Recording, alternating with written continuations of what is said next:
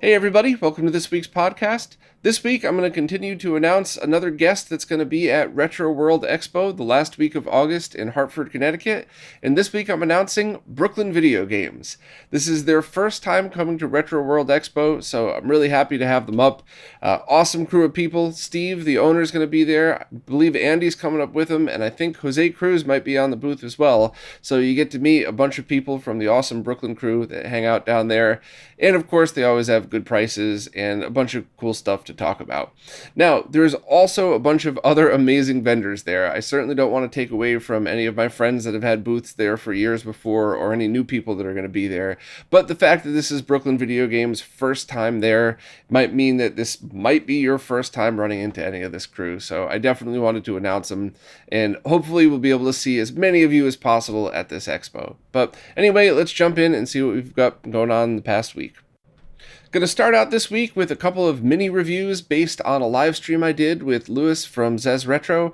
I'm sure if I were an official YouTuber, these would be each individual videos that are stretched to 10 minutes long, but I don't think they needed to do that. I think I could get these done in a couple minutes each right here, all mixed in with the other stuff. So the first thing that we tested in this live stream was a pretty inexpensive composite video PAL to NTSC converter, or vice versa, NTSC to PAL.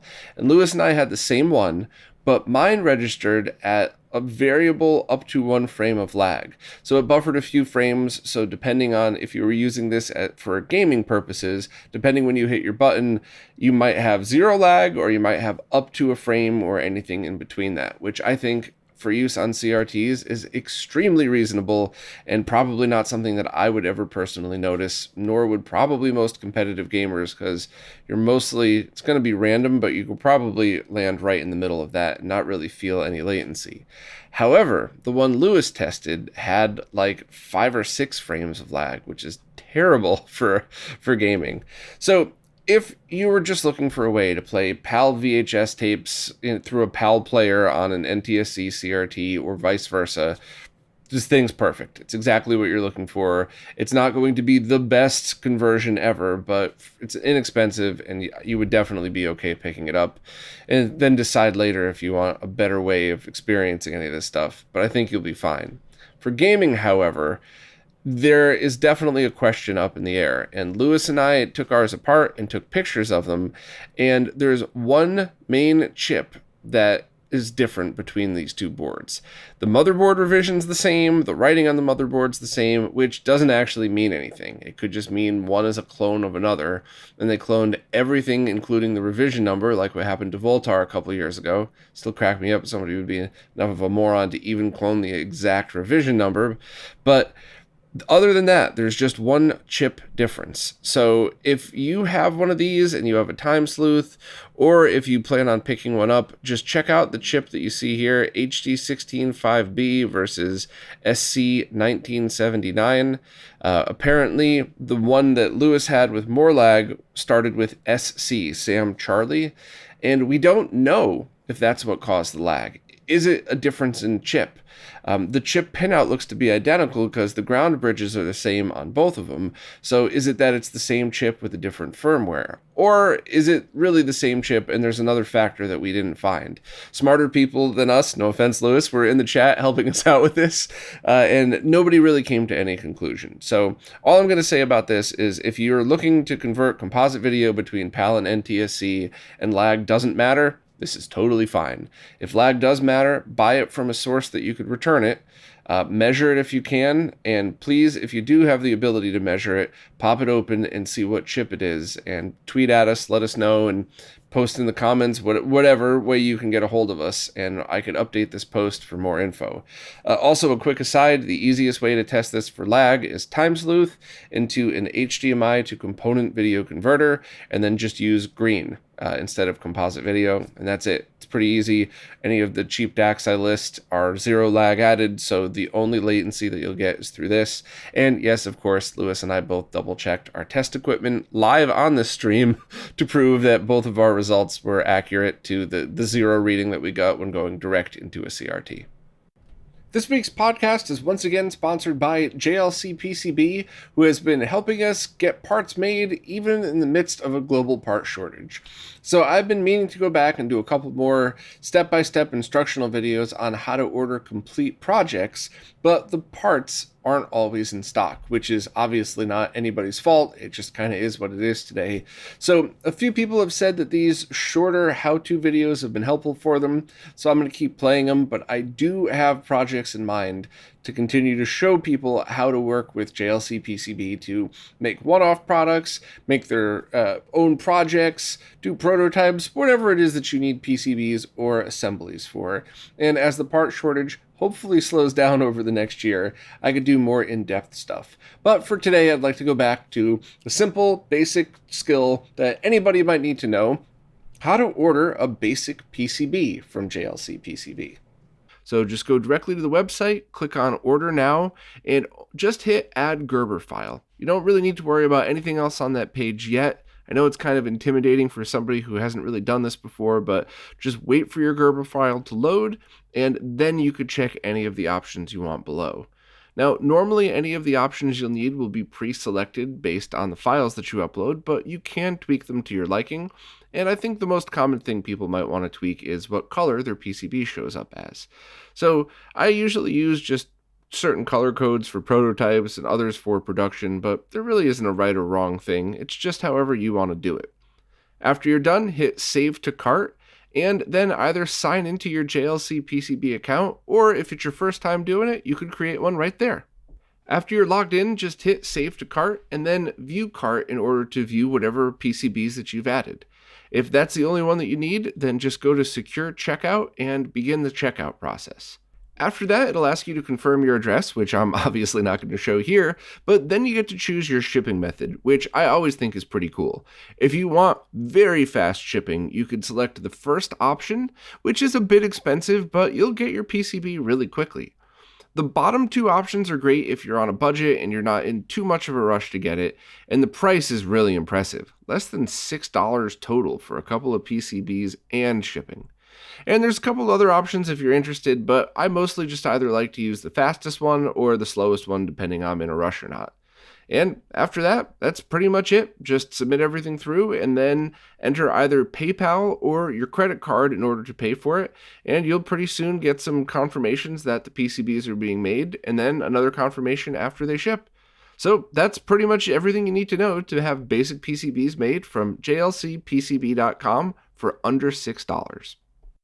The next thing we tested in the stream were devices that downscale to 480i, which is different than the usual downscaling that I show because the goal most of the time is to take 480p or sometimes 720p signals and downscale them to 240p for that 80s, early 90s look that you would normally find on a CRT. And that could be used for things like modern but retro-inspired games, or even original games that were put on compilations, or even those classic mini boxes. So going to 240p is definitely the right answer for those in almost all cases, but there are a few reasons that you might want to go down to 480i. And the first is just watching old TV shows from streaming services on a CRT.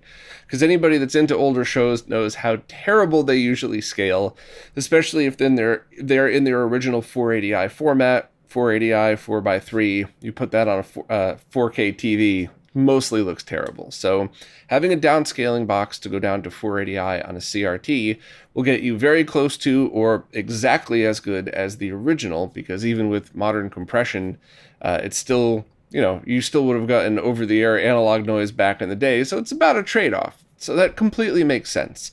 And if your goal is mostly TV shows, there's a very cheap box on Amazon that I linked to here that can go from HDMI to either Composite or S-Video.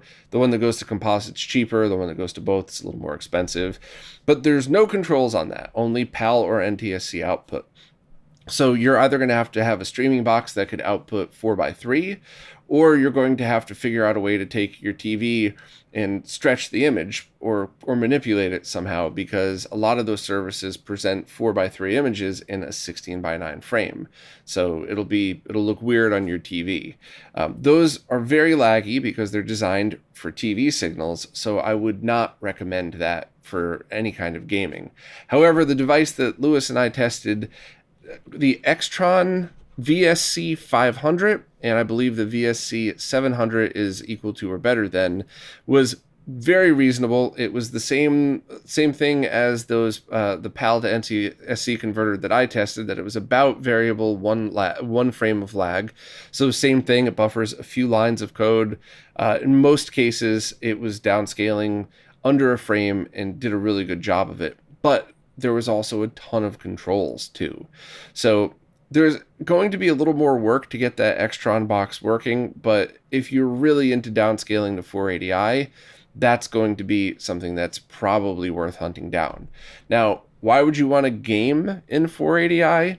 Well, if you have a more modern game that you just don't want the motion blur of, a standard cheap monitor, and you have a beautiful CRT laying around, why not give that a try? And 480i would allow for a lot more detail on the screen for things like your heads-up display and all that other stuff.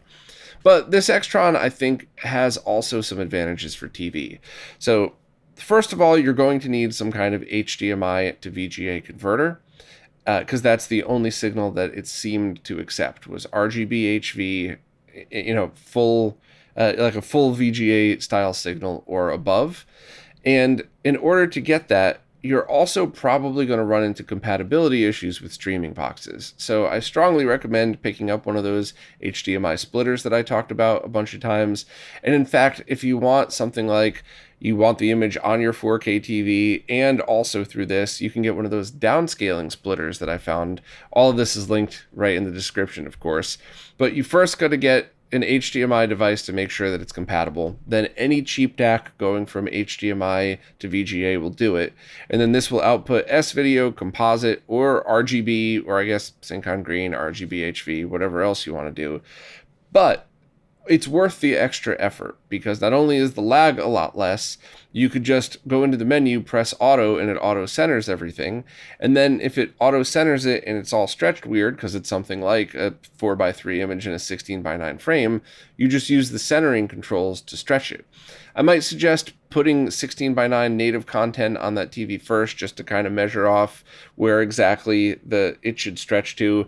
Use my cardboard bezel idea like I did in the Game Gear video. But then just kind of stretch it to the same spot, and that's it. And but what if the next content I play isn't stretched that way? No problem. Hit the auto button again, and it goes right back to where it should be. So the advantages and the different output options of this definitely far outweigh the cheap box, but now you have to hunt down used ones on eBay. Used equipment, there's always a chance there's something wrong with it. So it really is a trade-off. If you're just going to do something like, I want to watch old TV shows on my CRT, you're probably better off just picking up the cheap one, at least at first, and seeing what you could do with it. Maybe you could set your streaming box to 4:3 or whatever else. But if you know you're in it for gaming, and or you're just a hardcore nerd like me that really likes stuff like this for use with CRTs, hunting down one of these Extron boxes is probably worth your while. Yeah, I know you need 3 pieces now, the Extron, the splitter, and the converter, but that's why I refer to so many of these components as tools in your toolbox. That downscaling splitter that you used to do that one stream you did because you needed to have 4K on your TV and 1080p for your capture card, that might just be sitting in a box somewhere, and this might be the perfect other use for it. So it's really up to you to decide if this stuff is worth it at all to you, but I think it's kind of awesome, and a bunch of people in the chat during the stream did as well. So hopefully I could do a bunch more streams like this. I have a whole lot of other stuff that I wouldn't want to spend a whole week doing a video on, but spending a day doing a live stream and then a write-up and then talking about it here, I think is really cool. So please let me know what you think. Do you like it when I do things like this? Do you absolutely hate it when I do mini reviews in the weekly roundup? I just want to do whatever you all want to do. And if you tell me to separate it, cool. But most of the time in the past, people say, no, just leave it here. I don't want to hunt down 4 different videos for something that I may or may not like when it's all right here and I could just listen while I'm jogging or in my car or something. So please let me know. But thanks to Lewis for doing that with me, and hopefully we're going to do a bunch more. Consoles for You is now selling a kit that allows you to test your controllers, and while this is really aimed more towards game stores, I wanted to talk about it here, not just for the people here that work at or own game stores, but also in case there's some other scenarios that this might apply to you. So basically, there is a base unit that has a mini OLED screen and power and a connector on the bottom, so you would need to purchase that. And then afterwards, you would just need to purchase one of up to 20 different controller adapters, plug that in, and then connect your controller to it. From that point, you just press all the buttons on the controller. You can test the analog sticks for controllers that have those, and you'll be able to test right away to see if they work or not, or if there's any issues or any weirdness like that.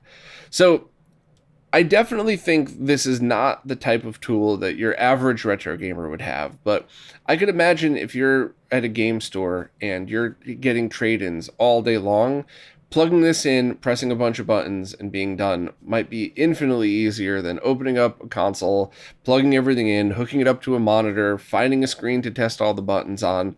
I think this would be a huge time saver, and I would probably recommend buying the whole kit, because I believe it's around $400 for everything. But on the flip side, if you're somebody that makes controller adapters or something like that, you might want to just pick up the base module and whichever of the sub modules that you need, so that way as you're doing your testing, if you need any quick reference, you'd be able to have this as well. Overall, though, I can't really think of too many other scenarios that you would use it.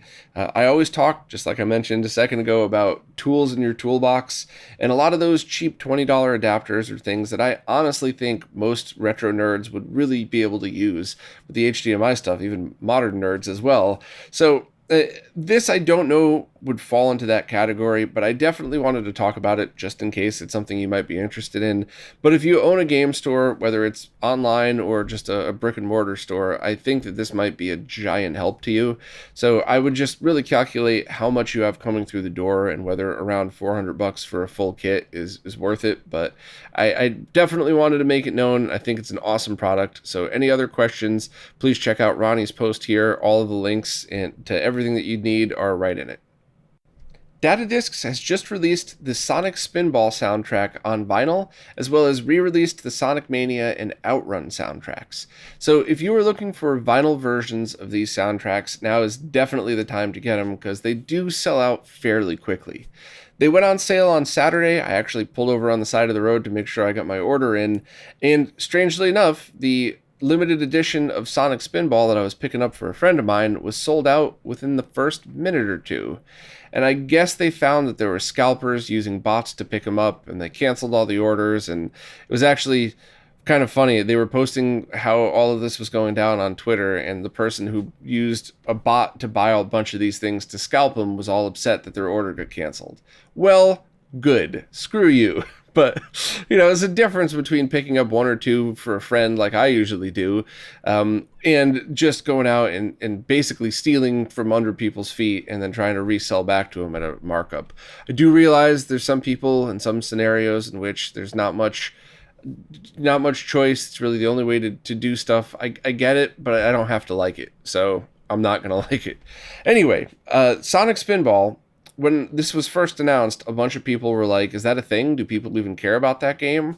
So I listened to the OST that somebody ripped on YouTube, and there's a bunch of really cool songs on there. So I totally understand why somebody wanted to make a vinyl version of it, and I think it's pretty awesome. And of course, the Sonic Mania soundtrack's great, and Outrun is one of my favorite video game soundtracks, and I'm very, very happy I was able to pick it up. I really, really hope that Datadiscs eventually re-releases Afterburner and the 3D cover Space Harrier version, because I would really want both of those. And if anybody has that 3D cover version, or either, I guess, for sale for a reasonable price, I'll pick it up from you. But I don't want to pay awful scalper prices. There's a difference between here's what things go for now, so you're not going to pay what it was originally released, and I'll give it to you for $500. Yeah, no, never. I don't fall for that stuff. So if you're still interested, they are still available. The limited editions are all gone, but there are still the basic editions for each. By the time this goes out, there should still be at least a few left. So if you're a fan of vinyl, definitely check this one out, and also go back and check out the Outrun and Sonic Mania that are available as well. Last week I posted a video that talks about the Master System and the Game Gear, and I really enjoyed this video because this is one of those things where I get to share some fun facts with people, as well as take a trip down memory lane when it came to the TV tuner testing, at least. But basically, here's the gist of it. The Game Gear is essentially a portable Master System with a couple of differences, and one of those differences, I think, in my opinion, prevented it from really becoming something that is truly backward compatible with the Master System. So you could have always played Master System games on the Game Gear through the Master Gear converter. There's a very awesome homebrew version now. I'd link to that, of course, for anybody that wants to purchase it. But you can't just plug a Game Gear game into a Master System. Now, the developer Apocalypse, who also works with Darksoft on a bunch of those cool multis, has designed a device that will let you do that, but it doesn't always work exactly the way that you would want it to.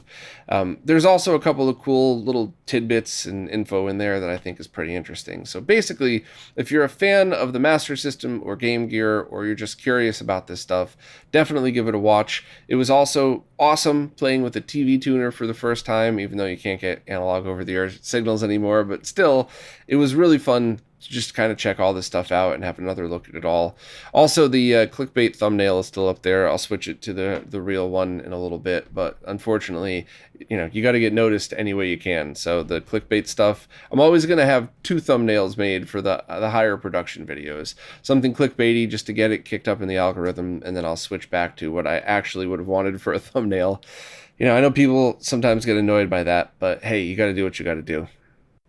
If you've ever used a PlayStation Vita or PlayStation TV that's been jailbroken, you've probably used an SD to Vita adapter that lets you use a micro SD card rather than the expensive proprietary Sony stuff that they wanted you to use. And someone on Twitter has just written up a brief history of the adapter that really goes through and shows how it started and some of the fun and interesting revisions. So this was one of those things that I just thought would be really neat for people who would use these to know where they came from, or I guess if you're just like me and you're a nerd interested in this stuff. But Lewis found the story, and I thought it would be a fun thing to share, so we wanted to post it and talk about it here. The team at Flashmasta.com has recently posted a guide showing what is a real and fake Neo Geo Pocket Color Flashmasta. Unfortunately, they got cloned, and they wanted to put this out there for a couple of reasons. First and foremost, when you buy clones, you're almost always going to get a giant piece of crap. There's a reason that these companies don't put effort into quality and manufacturing of these things.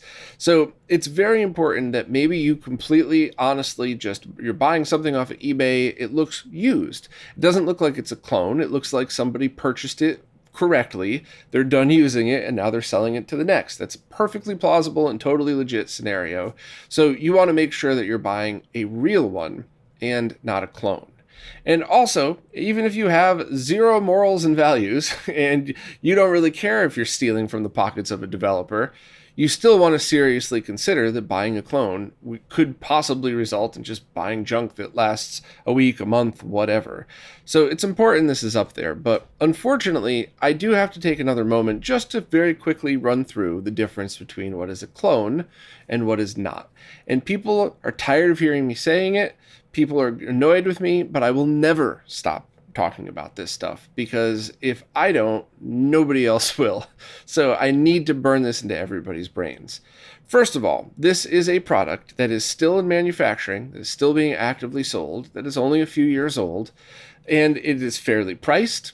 Everything about it is legit, and a company cloned it, and now they're selling the clone. And not only are they selling the clone, right on the sale page, the first item under features is this product is a clone item. So right there, they're holding their middle finger up to everybody who designs products that they then steal and try to sell. So This is a clone. This is absolutely 100% a clone. Now, with respect to the Flashmasta team, let me give you an example that did not exist, but could potentially be. What if this product was released 15 years ago, and then the Flashmasta team disappeared 10 years ago? Their website's gone, they haven't sold products in 10 years, there's no word from anybody, and a company cloned it. I don't think I would even call that a clone, to be honest, because it's not stealing from anybody. They're not stealing from developers, they're filling a hole in the market, and while it's not honest, it's not really awful either. You're not hurting anybody by doing that. That is not what happened here. This was definitely a clone, and of the worst kind, but I wanted to throw that out there as an example. And as a comparison, I also wanted to say that if a new developer releases a game, and I take that game and I copy it and I sell it, I am a massive piece of shit that has just done the exact horrible thing that this hardware company has done with this ROM cart. That is awful in every way. If I take that ROM that I paid for and then give it to a friend who was probably going to buy the game, but now they didn't, that's pretty awful, but that's not nearly as bad. That is way different. I am not financially benefiting from that. It's still morally wrong. It's still legally wrong. I don't do it, but there are some gray areas. So what if I buy the game and I just send it to a couple of friends that I know have every ROM ever because they want to make sure that these eShops don't disappear, as well as all of the history behind it. Those people probably won't even play the game, definitely won't sell it, and it'll never go anywhere else. It's illegal, but it is not taking money out of anybody's pocket. It is not harming anything. And in the long run, between a handful of people, at least one copy is going to live on. So that's gray area. Now, on the flip side of things, if you take ROMs that are 30, 40 years old, and you copy them between friends and you use them in videos to show examples of things, I strongly argue that that does nothing but promote those games. So retro game stores, both online and brick and mortar, both now might have more sales of those games because more people are aware of them. Or new compilations featuring those games might get a small bump in sales because while people might enjoy watching the content, not everybody is going to want to go out and buy an original console and mod it and get some cables, and they might just want to buy the newest version and play it on their already existing setup. So it seems that a lot of people couldn't really differentiate between any of those. And I don't understand if it's just trolls that are looking to poke pins in people's butts and get them to react, or if it really is just that phenomenon where people are kind of like babies, where they repeat the noises their parents are making, even though they don't understand what it is that's coming out of their mouth. Either way, the fact that this was cloned, and the cloner came right out and said this product is a clone item, was enraging, and people's reaction to me making everybody aware of this was even more enraging because people should know better. So I just wanted to try as calmly and as politely as possible to just make sure what is very clearly stealing, what is definitely not stealing, and what's the little gray area in the middle. And I'm always up for a good debate about these things, but this was cloning. This was stealing. There is no debate to be had about this. So when you hear people say trolly things like this is no different than downloading a copy of Sonic the Hedgehog for Genesis that I bought 15 times in my life already, just make sure that you know the conversations that you're getting yourself into, because most likely that person's just desperate for attention. But unfortunately, I have seen some of that baby mimic stuff go on where I don't think people actually understand the differences. So maybe point them to this video. If they're annoying, maybe tell them I'm talking about them and let me take the blame for it. And let's hopefully try to just one step at a time push back against cloning, because we're never going to stop it, but we could absolutely change things about it, and making people aware, politely making people aware, which is sometimes hard for me, I'll admit, is the best way to go about doing this, and making sure to explain why you don't want to buy clones. Because not only are you buying that junk that probably won't even work right, but on top of that, all of the people that make things are going to reconsider making things if all their stuff gets cloned. Why would somebody spend years of their life developing a hobby project knowing that they can't even make their base investment cost back on a first run of production before it gets cloned? So please, make people aware, help me out with this one and continue to spread the word, because I'm never going to stop talking about it. So you might as well jump on and help, because I'm not going away. I recently posted an interview with Jan from Consoles for You, who happened to be in New York, so I asked Steve, the owner of Brooklyn Video Games, if he'd mind if we came in and shot an interview downstairs around the arcade machines. He was gracious enough to allow us to do that, so not only did I get to meet Jan and hang out in person for this interview, but we got to do it in a very cool place. It was a little bit echoey, there were subways going by, so I apologize if you're listening on your headphones. I tried to clean up the audio and then put it through a filter so you didn't get too many lows or too many highs or anything. I didn't get any complaints on the audio, so I think people just understood, yeah, it's noisy. I think I did a decent enough job, but I still recommend giving it a listen, because we talk about a ton of different things, from how Jan got his start to the products he's been working on and continue working on, and of course cloning, because he had some interesting insight onto the person that runs Bitfunks and the two other names that Bitfunks sells under. So highly recommend listening to it. Sorry that the audio is not the way it used to be, or that it usually is, but doing in-person stuff is really hard because the room makes all the difference. I could have gone in there. The only thing I could have done is buy a couple of extra. Remember the mics I used to keep right in front of my face? That's pretty much the only thing that would have made the difference. So I thought this one was good enough. But either way, it was awesome to meet Jan in person, and hopefully everybody will enjoy the interview. Now it's time for this week's Mr. Updates, care of Lou from Lou's Retro Source. As usual, I'm just going to kind of skim through these, and if anything piques your interest, please check out Lou's post as well as his video and subscribe to his channel. First up, Attract 17 has announced that Technos WWF Superstars is coming to the Mister, which is a fun wrestling game that featured a whole roster of wrestlers from the 80s, along with their signature moves. I was pretty young then, but I definitely remember playing NES WrestleMania, I think it was called. My favorite move was doing the Bam Bam Bigelow's cartwheel thing. I don't know, but I'm really excited to have another old school wrestling game available. Also, Eric S5's work in progress Commodore 128 core has received a whole bunch of different updates, so if you were looking to test that, now is definitely a time to give it another try. Also, developer Alina has forked the same core and is currently creating an enhanced version of it that she says were cut from the Commodore 128 due to marketing and lack of time. And this is the other type of thing I love to see on these projects.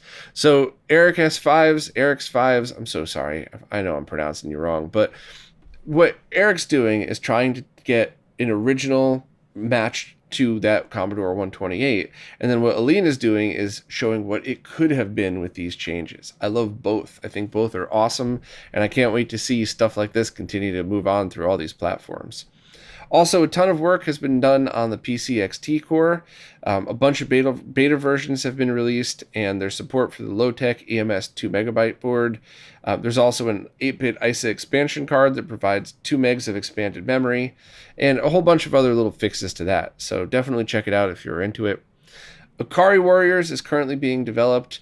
I believe this was talked about before, but the core already boots on Mister, except there's glitches.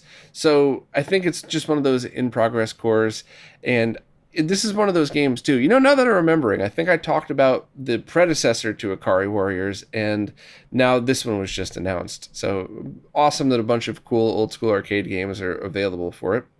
Also, the same developer, Rand Mark III, I'm sorry. Could you please just tell me the best way you want me to refer to you as? Because, I reference you a lot in these Mr. videos, and I don't think I've ever once gotten your name wrong, and I really, or gotten your name right. So please let me know if anybody's a friend of them. But they also posted a PCB bootleg version of Guerrilla War that doesn't have any of the board's original custom chips, but were replaced with TTL logic. So if that's correct, they said there'd be good candidates to implement into FPGA, getting us closer to a Guerrilla War core, which is kind of neat. Also, there's been a bunch of updates to the PlayStation core, and there's been some more fixes in preparation for the next official release. So issues in the CD controller reset command have been fixed, GPU texture cache bugs have been fixed, and video RAM readout offset was corrected, which specifically fixes the wrong colors in Dragon Ball Z's full motion videos, but probably even more so than that.